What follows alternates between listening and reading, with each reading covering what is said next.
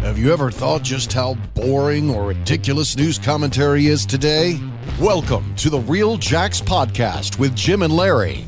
The Real Jacks Podcast. From crime and politics to entertainment, you can expect something different. Now, let's get real, Jacks. Hey, welcome back to Real Jacks with Jim and Larry and Crawfish. Today's guest is returning guest Norm Brewer, candidate for District 11 City Council. Glad to have you back, Norm. Well, we kind of played with that on the beginning on a few other episodes, and now it's kind of come to fruition, so it's full circle. Really happening, yeah. It's happening. Yeah, it's happening. Good. I hope we had something to do with it. I'm sure this guy helped. Oh, absolutely. And especially after I get that campaign donation from you, Jim, I'm sure we can push that thing right on through. Well, hopefully you don't push back like Doug Dixon did. No, you had to arm wrestle Doug for it. He's got some we're gonna do the sponsors to pay do the here. sponsors, give the sponsors some Pay props. the bills. Yeah, Gotta pay including you. Awesome. So our ads: first is Extreme Wings, 4 convenient locations. I'm frequently at Roosevelt Boulevard. Family Sports Restaurant and Grill, more than just wings. And obviously, I'm wearing their shirt today for Breast Cancer Awareness Month. Tremendous Barbecue, open since 2007, 8927 Hurlong Road. Open 11 to 8 Tuesday through Saturday and Sunday 11 to 3. Full barbecue menu, everything homemade, cater anything, and they love first responders. Advanced Window Tent, 5024 Sunbeam Road, over 26 years experience here. 3M Platinum dealer, highest level of 3M dealer around. They'll tent anything, vehicles, homes, businesses. Secure One Protection Services, Jim's company. Yeah, started in 1986. Secure One is your number one choice for protection. 356-1111. Dibble Roofing, sounds familiar. Since 1949, you call Norm Brewer at 904-910-5728 and email Norm at norm.dibbleroofing@gmail.com for any of your roofing needs. He'll come out and give it if you think there's an issue with the roofing. He'll come out there and inspect it and help you out and go through a conversation and try to see if they can help you repair that or replace that or whatever's necessary. Whatever needs to be done. Yep. D-Way Towing, obviously Doug Dixon's company, 100 South Jackson Avenue. Phone number is 904-356-3929. Any of your towing needs I'll take care of. Shannon Judge with Legends of Real Estate, Shannon Judge Real Estate at gmail.com. Our phone number is 904-200-8158. I had to fix that from the last time I said something else. I don't know what I said, but no telling with me. Bouncer Roof Fund, Mike Kellum, former JSO and a friend of mine. Serving North Florida over 15 years and over 10,000 parties. Bouncer Roof offers a large selection of inflatable hoppers, water slides, interactive games, concession, and frozen drinks. They offer large event tents, tables, and chairs, and always discounts to first responders. If you rent on the weekend, you keep the equipment the whole weekend. So that's pretty fast. That was quick. Might have broke a record there. Yeah. Now, I like it when you always mention, Doug, that you'll take care of your towing needs, and I always want to say whether you want them to or not. Yeah, well, sometimes they in some cases. Once it's on the hook, you got to pay to get it That's off. right. That's the law. That's the rule. Yeah. So, ads runs 142. Yeah, it's pretty good. So Norm's obviously, he's been a guest before. He's been a guest host before, and hopefully, Norm, I knew through the sheriff's office. He's done other businesses. He's booked music. He does roofs. Norm's always been a hustler. He's a belly dancer. He's always Pharmaceuticals. Yeah, pharmaceutical Only sales. on Tuesdays. Yeah. Do I belly dance? Yeah, so he's pretty successful whenever he touches, and he's always had a desire to serve in any capacity, and I believe he's moved into the arena now. He stepped into the arena like a gladiator that he is. And I'm official. Yeah, he officially Hats filed in for the ring. District 11. So I'm gonna have Norm describe that district and where those lines are. So those of you listeners will find out if Norm actually covers your area or not. So Norm, talk about what areas that District 11 covers and when the election is. And So the election is not until May of 2023. But what I have found out is if you want to be an actual player and take it serious, you actually have to get into this thing nearly 2 years out. Right. And work it full time. Danny Beckton is currently the city councilman for District 11. He's termed out. He'll be running for property appraiser. And right now, this year's kind of an anomaly because the districts that have been set in stone, they're doing redistricting this year. So under redistricting, District 11 will be basically from the Intercoastal Waterway west, J. Turner Butler. Then you go south on... J. Turner Butler being the north? Yeah, J. Turner Butler being the north. And you'll go west to Phillips Highway. Okay. And then if you go south on Phillips, right there near Regal Cinemas, you can jump up on 95. Right. There's a little jump up there. So you jump up on there and you go down to St. Johns County line, and then everything back east. It's a big seat. A lot of population in there. Well, I can tell you it was even bigger. So in not San Jose, that's not included. No, so that'll be different. Mandarin, and then everything north of JTB. That's two separate districts. But Danny Beckton had about 94 or 95,000 registered voters. And once you get things off kilter a little bit, they do a natural reset to reallocate and redistribute the geographies so things pan out a little bit. So he's actually given up. There was a square that he had from JTB to Beach around Kernan area. That's going away. That one, right? Yeah. That little area up there. So he's losing that. And if you look over to the east, you see San Pablo Creek area, a little more to your right over there. So that's going away. I would be in that district. You would be in that? One of my homes would be in that district. Yeah. Well, some of us aren't. And then one is in Mandarin. Some of us only have one. Jim? I can't disclose that on the air. Exactly. No, but seriously, one home is in there now in the Isle of Palms area. Yeah. So that I would be in that area. And then if you look down at Bartram, so everything west of 95 that would normally be in District 11, that'll be going to Councilman Boland's district. Now, this is the current or this is proposed? This is current. Okay. So he'll be losing a lot down in Bartram. Everything west of 95 that's still considered Bartram will go to Councilman Boland's district. Everything east in Bartram of 95 will stay in District 11. And then that square up there that he pointed out, that will go away. And then over to the east, near the intercoastal San Pablo Creek, that'll go away as well. But the good thing about that is normally where will that fall into? Whoever's got like Mandarin or whatever? I think that one may. Where's that going? I don't know if it's going to go north of JTB, who's picking that up, or if the beach or the beaches is going to pick that up. Yeah, because that's real close to St. Johns County. So. Yeah, it's getting close. Yeah. And then, usually there's two ways to get on the ballot. It's pay to play. You pay a fee based on what you're running for and everything, or you have to get petitions signed. And in this case, normally you're restricted usually to your district. People have to live in your district.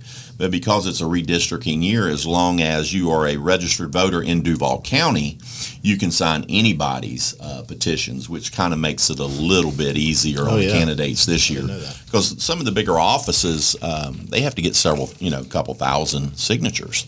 If you look at the at-large race that just popped up due to Tommy Azzurri passing away, a lot of those candidates, because they did not give a break on what the petition would be, a lot of those candidates did not have time because the cutoff, I think the election's first week of December, if I'm not mistaken, special election. 7th or something. So they have to pay, they're having to pay that fee. And of course, an at-large district costs more than a standardized district number. If you're an at-large candidate, you're going to have to pay a little bit more, and you're also going to have to get normally a few more petitions signed.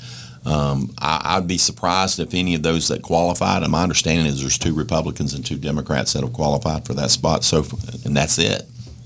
That will or have? That have. I think the cutoff date for qualifications, and I asked one of them in conversation, were you able to get enough petition signed? He goes, oh, absolutely not, didn't even try. There was no way under the time restraints that we could have gone out and gotten 16, 17, 1,800 petitions, whatever the requirement is for that particular spot.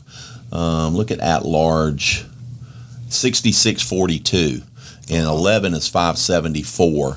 Now that can change just a little bit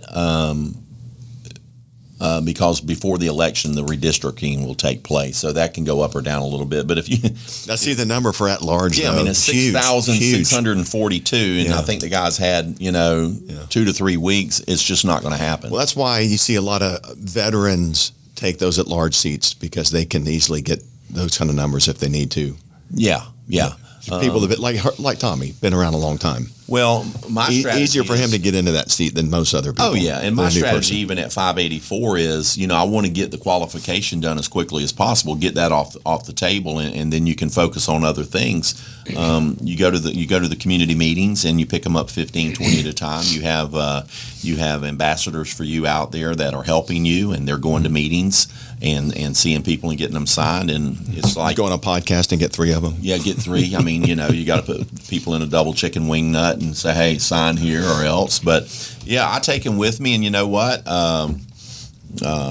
As long as you're a registered voter in Duval County, you can sign. I'm learning a lot about the back office processes here, and I was at the council meeting last night, and apparently a lady had retired, and she'd been down there for years.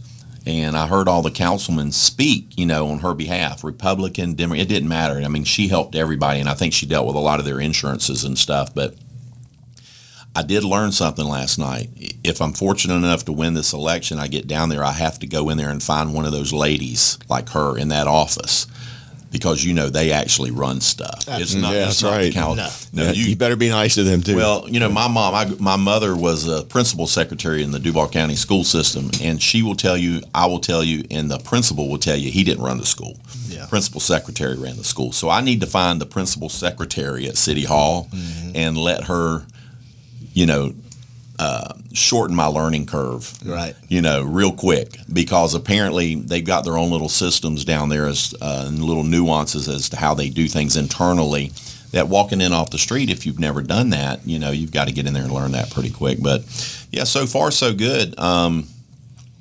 Making the rounds and seeing what the hot topics are for District 11, even though we speak and vote on things citywide. I think a lot of people may lose sight that, if you're a district council person, your responsibility is to your district first, and then the city as an overall thing second. And your constituents are the that's right. party. Yeah. And it might not be the popular vote citywide, but if your constituency says this is what we want, you might better listen to them, especially if you want to run for a second So term. what got you started?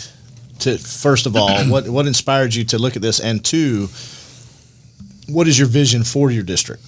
So what got me started was I live in Greenland Chase off Greenland Road, and the city of Jacksonville had put out a request to our waste, and this is a hot topic right now in Jacksonville.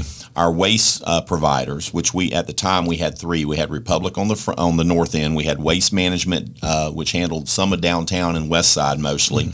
And then you had Waste Pro out in Mandarin.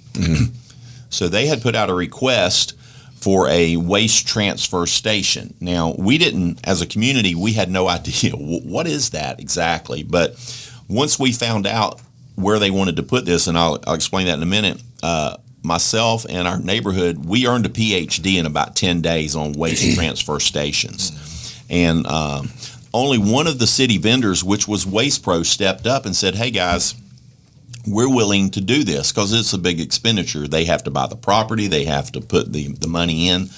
I don't think originally that there was any city subsidies for this. And so Waste Management controls the dump. The dump. Okay, Yep. at Trail Ridge out in Baldwin, okay? So these other vendors have to pay a toll every time they go to dump, okay?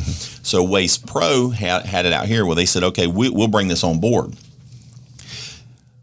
A church had 39 acres for sale, which butted up right next to my neighborhood, right next to a light industrial park, right next to Greenland Park. So we had almost 600 houses, churches. Christ Church is building an academy, okay, right there. And they were going to vote on this on July 2nd. Well, I think they're only required to put one little orange sign out in front of the church property. So if you didn't drive down these back roads through this industrial park and see it, guess what? You would miss it. Some way, somehow. It could have been somebody that attended the church, that lived in the neighborhood, brought it to the attention of some people.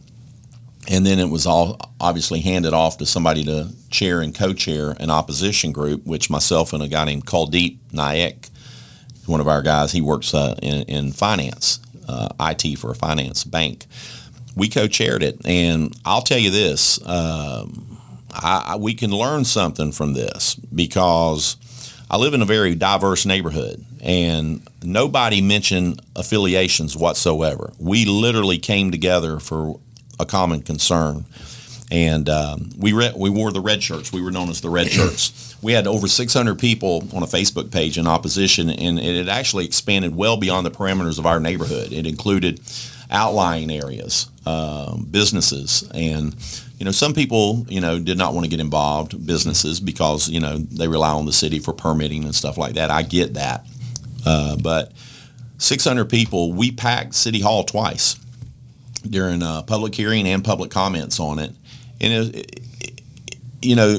it's about doing due diligence. And it was shocking to me that a $1 billion company, not a $1 million company, but Waste Pro is a $1 billion company.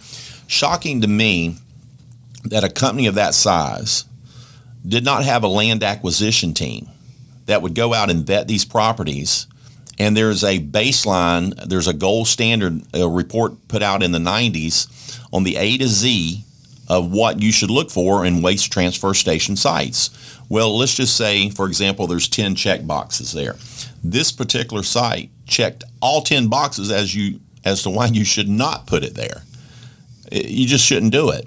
Now, the logistics and functionality of waste, it makes sense. I'm not against waste transfer, especially in a city this big. And what it means is right now, if a truck from Waste Pro or Republic or shortens the trip to the dump. So it's like having police substations, kind of same analogy. Yeah. The problem is, so they're not driving all the way out there out of service and coming back. Well, here's they can go to the transfer station, fine print. Then take a bigger truck from the transfer station to the dump. Exactly. Yeah. So Waste Pro was contracted to only drop off Duval County garbage there. But if you read the fine print, they could also contract with other carriers in St. John's to bring their garbage up here. Okay, I have a problem with that. Yeah. Okay, I got a problem with we got different tax bases, everything. It gets really complicated. Yeah. So, long story short, there will be a waste transfer station coming into Mandarin. It's not been solidified. We have a pickup problem in Mandarin. We do have a pickup problem. And I've talked to the guys at Waste Pro about that several times. Well, I can tell you that they're levying fines. The city is levying fines against all three vendors right now. But it's not hard dollar fines. In other words, Jim, instead of us paying you $100,000 this month, we're going to pay you the 100, but you got to pay us back 35. No, they're just paying them 65. They're saying they're documenting these fines and penalties, and they're taking that out of their gross pay. So they're getting hammered. The problem with waste management right now is not the lack of equipment and trucks. There's no CDL drivers. They have a health problem, yeah. They have a health problem. A lot of these drivers died from COVID. A lot of them went home and got paychecks and decided not to come back to work. But if you think about it, these guys are handling waste from these houses where you had a bunch of sick people all the time. And a lot of them had passed away. High exposure. Yeah. And right now, you got trucks sitting idle. There's some other options that I know that they're looking at, maybe bringing in some third party, the city or one of the vendors, trying to bring in some outside people, from outside of Jacksonville to come in here and get us back up to par just on yard waste. Because they're doing their best on the garbage part. Yeah. Now the yard waste is always last because it's organic and it doesn't smell. So, but the problem is we don't. People in Mandarin and Southside and other parts of they don't want tree limbs and yard waste just piling up in their front yard because in a neighborhood there's really no other place to put it. Mandarin House, we've got a pile that's been out there for well over a month. Yeah. So right now, I know there are some negotiations going on between. Excuse me. And the pile gets bigger. Oh yeah. Every weekend is getting bigger, so it's turned into a mountain as a problem. And it brings in rodents. Right. It brings in roaches. Well, things start making nests in there. It's kind of like a permanent. So hopefully they will be able to bring in some outside people that can get in here and knock this out in 3 to 6 weeks and get us back to par on the yard waste. One of the plans was that they were going to allow people. Well, when they said they're not doing recycle anymore, you know what that tells the citizen? Put all your recycle in your regular garbage. And nobody thought that was going to double the amount of garbage that now needed to be picked up. Well, guess what? It did. So now it was taking them twice as long to pick up the same amount of garbage runs that they were doing before they stopped the recycle. So really, they thought it through first base, but they never thought about second and third base and getting home. And way more trips to the dump. We need somebody like you with some common sense in the city council to educate the other ones on this council that may not be as adept at those type of in my book, 2 + 2 will always equal 4. Usually. There's no variance there. Norm, sometimes what people don't realize is being a city councilman boils down to some really basic stuff like Can you help us just manage getting our garbage Solving picked up? problems. Solving problems. I mean, as the citizen, tax-paying citizen, we want we just want to make sure our garbage is getting picked up, and I don't want to have to call Waste Pro. Be nice to have a council person handling it, or well, and I just had this conversation with a fella that Larry and I used to talk with. He's retired now. He's enjoying life at Volano Beach. I mean, maybe we should. Yeah, probably. Maybe we should think about that. But, and I don't want to help my opponents out, but listen, here's the deal. And I learned this in sales a long time ago when I was in medical sales. I got a great drug here. It can do wonders. And I could come into your office and tell you, Jim, all these great things about this drug, but it may not meet any of your needs. And I'm sitting there wasted a whole hour talking to you about how great this product is, okay? What politicians really need to do is, to your point, when I go to these meetings, I mean, I'm going to tell them who I am. But you asked me a minute ago, what is my platform? Okay, I'm going to tell you my platform is this. I don't have all the answers. You should tell them the truth. Yeah, I don't have all the answers. First thing I want to find out is not what I can do for you, but what do you need for me to do? Mm-hmm. We don't ask that question enough. Mm-hmm. And help educate. In business and sales and in politics. And leadership, period. And leadership. I can sit here and talk you two to death about what my big plan is, and it may not even hit on any of your boxes that you need checked. You may only need one simple thing that if I'd have just asked you on the front end, Jim, what is it you need If you from pick me? up my garbage, I'll vote for you. Thank you. Okay. Larry, what is it you need? Because those are some simple things, low-hanging fruit that we can knock off the tree real quick. But a lot of times we think more of ourselves than the people we're actually serving. And I'm sitting here telling you, I can do this, I can do that, and this is my plan, and this is what I'm going to do. It may not even ring true with half the people you're serving. So a smart individual is going to go out there and ask those questions like, you tell me what your needs are, what are your concerns, and then let's work together to come up with a plan to get to that resolve that we need to get to. That's kind of the way I take the approach. I always had the old thing when we were in police work. If you bring me a problem, bring me at least 2 or 3 solutions with it. And that way we can work those solutions to an end that we're both happy Let's have with. some stuff to discuss. Let's discuss Exactly. multiple options, and we'll come up with something out of those 2 or 3. I don't think that happens a lot, but that's kind of always been my approach. I don't want to waste too much time telling you what I think I'm going to do when it may not even be anything that needs to be done. That's understandable. I like that. But is there any areas of concern within your district that that need attention, reinvigorating areas that may need So any district, especially in Jacksonville, there's always room for improvement. Okay, but if you're asking me right out of the gate, what jumps off the page about District 11? And I'm going to give Councilman Becton credit on this. He's about to launch something, and I don't want to ring this bell prematurely on what he's going to do because he has a plan that he's going to implement here shortly. But Bay Meadows area used to be the highlight of Southside. Used to be a nice area. We had Bennigan's, we had Ale House, we had Bombay Bicycle Club, we had a low crime rate. It was okay for visitors coming through our town, whether they're going south or coming back north, to stop there and feel safe to get a room at night. Not necessarily the case in the last 20 years, maybe. Right. So a lot of that focus in making people feel comfortable would be around that Bay Meadows corridor between Phillips and Southside. I think that there's a lot of positive things going on in that area. If you go over there and ride there, there's new businesses coming in. But there's still, if you're looking for calls for service for crime, you're going to see Bay Meadows historically because they have a lot of apartments and stuff over there. They remember Princeton Square. I mean, it was now I think they've renamed it the Grove. So up and down that corridor, there's a lot of rental property. There's a lot of areas where a lot of people are saturated and they're living in there. But the good thing is, if you go over there right now, you're starting to see old buildings being knocked down and new construction going up. I know that there's a First Watch restaurant right there near the Old Bay Meadows Golf Course. There's a new Starbucks going in there. Now, here's the way I think. I believe that new construction drives economy across the board, whether it's remodeling and it's new or it's ground up new. Okay, so I support growth, period.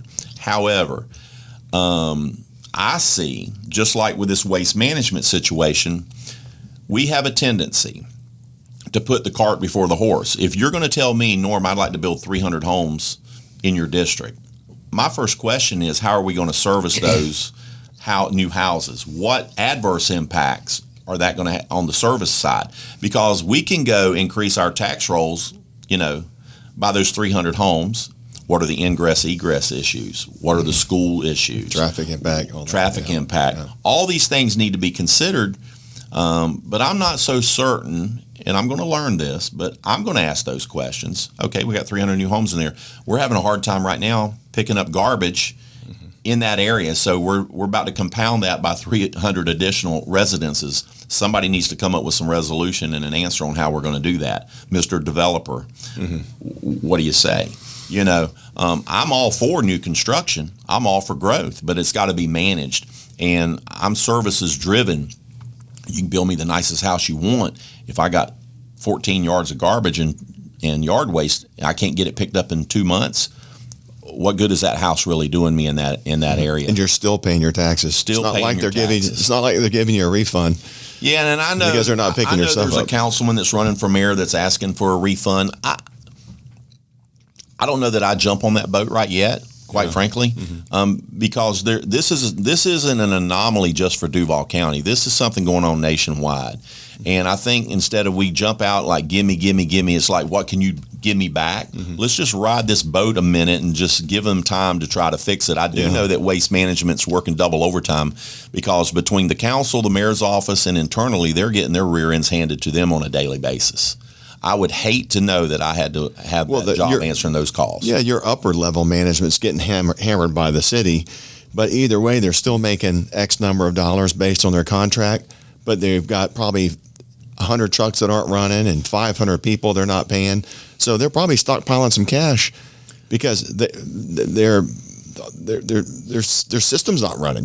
Their business is not running like it normally would based on whatever the contracted price was with the city to provide those services. So they're getting hit. They may not be picking up your garbage, and they're getting fussed at for it. But money's probably piling up too, because they're not driving all those trucks. Well, if you go into the research, some of these companies are getting hit for $160,000, $180,000, $190,000 a month. Yeah. Which, based on a contract that's worth $700 million, is not a lot of money, or whatever the contract is. $1 billion company. But when you're not getting 150 to 200 grand a month, 2.4, 2.5 million, because you're not able to. Now, I also believe that there's a cutoff point, that if this guy's not getting the job done, it's like with Republic up there. I think that they're out on the north side, and I think Meridian's coming in. Well, that as a taxpayer, that leads me to think, okay, if they're hitting the contractor for that kind of money, what is the city doing with the taxpayer money? Is that building up in the general surplus fund or something, or where's that money going? Hopefully, I do not believe that the system we have in place right now, with the vendors that we have right now, and the situation with the workforce that we have right now, I don't think equipment is the biggest issue. I think the lack of CDL drivers, manpower. Yeah. I think that money, hopefully, and I don't know this, should be used to go in there and bring in third-party vendors to work under our current city-approved vendors, just to get us back to par. Hire subcontractors. And I do know that they are. I actually, a buddy of mine does that, and I gave his name and number to the head of waste management here. And they've reached out, looking for a proposal, but he can come up here, and guys like him can come up here, whether it's a 3 or 4 week or 6 week stint, get us back to par zero on just yard waste pickup. Okay. To your point, man, when it starts piling up, people cut trees. They don't cut like little grass clippings. I mean, have you been there? Tree limbs everywhere. In Mandarin, a moderate storm goes through, and you get a lot of stuff down on the ground. There's a lot of stuff piling up out there. So. Well, I can tell you right now, we in Duval County right now are not prepared for that to happen right now, for a lot of reasons. Yeah. And being in the roofing business, I can tell you, even when we have storms over in the Gulf, over in Louisiana, and over in the Panhandle, it sucks all the labor and materials out. Okay. Plywood had gotten up for tear off and replacement $125 a sheet for a 4x8 section of OSB. Now it's come back down now to where most roofers are charging about $85 for tear off and put back. But this is the same board that used to cost us $65. So we're still That's $20 higher than we were. 65. Yeah, I remember 18, 20 well, bucks now for that's that board. cost of the board, but I'm talking about the labor. You talk about the pull off and Yeah. replacement. I Yeah. got you. Right. If we had a labor. big storm hit North Florida right now, we'd be in trouble. Because if I go to order shingles for your house right now, unless they have them in stock and I'm just happen to be the guy calling ready to pay that day, it could be 3 to 4 to 5 weeks before I get you a basic architectural shingle. Okay. If we have a storm and we've got, look at Navarre and over in that area, 2,000 to 3,000 houses needing immediate repair, it's not going to happen. They'll be over there for 2 years still replacing roofs. The best you can hope for is go, if you got enough wherewithal, go to Lowe's or Home Depot and get you a tarp and tarp your roof and stand by, because it's going to be a minute. And some sandbags to hold that tarp down. Get them held down. Yep. But Something. my thing, Larry, with District 11 in Jacksonville as a whole is I like growth, but I like managed growth. As a citizen, I did not like the Lot J proposal, to be honest with you, the first one. But I knew that him and his team would not go to the well twice without water. And the shipyards, I had an old man tell me years ago, Fred King on Kinco Windows, and he used to loan money to developers to put in infrastructure. You may know Fred King. Fred told me one Founded time. Kinco Windows. Yeah, Kinko's Windows was on North Edgewood. Oh, yeah. And Fred told me, he said, Back boy, in the 70s. he said, if land is not making you money, it's costing you money. Well, I can remember the shipyards as a kid being down there, okay? But it's set dormant now for how many years? 30? I don't know. 30, 35, I don't know. That land's not made us any money in this city. So I don't have a problem with a developer going in there and putting in those assets. And if you do the research, I know that they're asking. I think there's a cleanup issue over there. I think that's the problem is. Yeah, they'll work through. They'll work. They'll work. It's almost like almost very close to being a Superfund site kind of thing. Yeah, well, I used to live next to one. You don't want to be next to us. And that was part of the reason on the waste transfer station. Who wants to live next to that? Here's the deal: on waste transfer stations, you need to put them where nobody is right now, or in an industrial zoned area. There's no residences, schools, or churches, or playgrounds. You have an adverse impact on your value of home of 10 to 12% on a sliding scale from ground zero to 4 miles out. So if you're at 4 miles out, you're probably losing 3 to 4, but on average, you're at 10 to 12%. Where we were, it's because of the smell factor travels 4 miles. Yeah, people don't want to. But like now, if you build to it, the dump. you build it, and Jim says, I'm going to go build 400 houses over there, and 400 people sign up to live there. That's on them. They made that choice. But to sit there and try to put a round peg in a square hole and shove it next to no, we're not. No, that was the wrong thing to do. And I don't want to throw anybody under the bus, but after the fact, many of the people involved came to me and said, "Oh, we knew this was a bad idea." Well, then why the hell did you try to push it through? You can only grow so much. At some point, there's diminishing returns, or you've saturated an area, or you've outbuilt the population, which happened in 2008. And then you get beyond the builders, and then you get into the rental property issues that investors are coming in, buying these homes and renting them out. That's.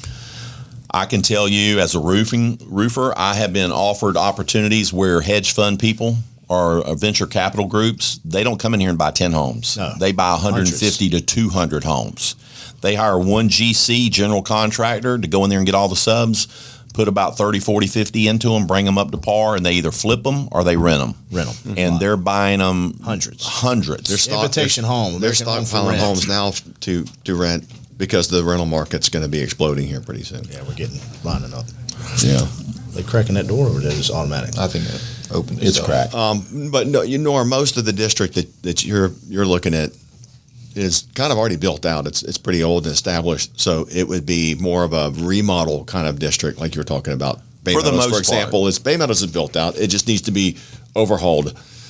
Bay Meadows needs to hit the refresh button. Yeah. So the district you're talking about's been very established for a long time. But now Davis property, D-Dot Ranch and all that, that's part of that district, and there's still a lot of property over there. There's a lot of timber in there. Right. And then you also have US 1 South to St. John's, that Nocatee Beltway. If you go down Phillips Highway right now, we went down to, I went somewhere the other day, and new buildings, nice buildings going up on Phillips. Before you know it, there will be no distinction between St. Augustine and Jacksonville. Right. So there is still some growth going out that way. I don't know if you guys noticed it, but they just put an apartment complex there at Old St. Augustine and Phillips. Literally, you can fall out of bed and be on the train track. Yeah, I saw that. Listen, I know that, I don't know. I mean, I've lived in Mandarin for a long time, so I'm kind of used to hearing that train, but I haven't had it 40 feet out my door. Whoever buys those apartments, they better like trains. Yeah. They better be like trains. Some people it doesn't bother. It's like if you end up buying a house out there by the international airport and you didn't do your research, it's your Better fault. like planes. You better like planes. Yeah. There's a reason why the house was $80,000. Yeah.